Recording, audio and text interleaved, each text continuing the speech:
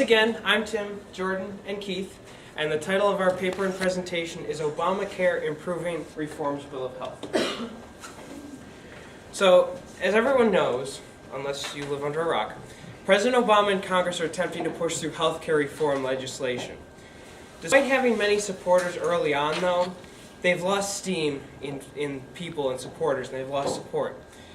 And since lawmakers continue to push for health care reform, the content of the legislation almost has to be what's causing the lack in popularity.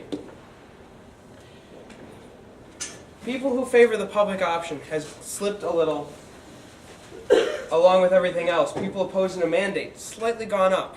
But, people want their insurance. But still. This is a chart looking at how many people think this is a good time considering the economy and everything that's going on.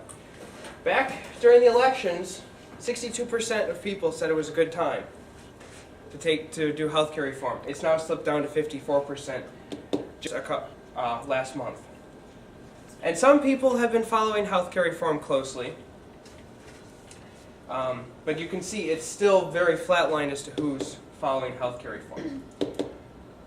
So just a quick look at how health care reform has gone about in the last 100 years.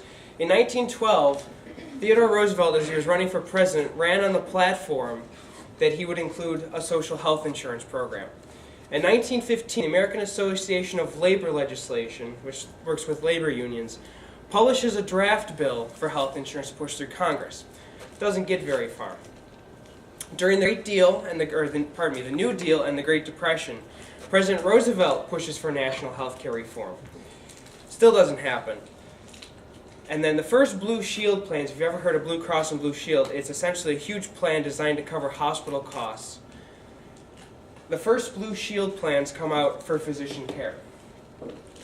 After World War II, the National Health Assembly, which is a group of doctors,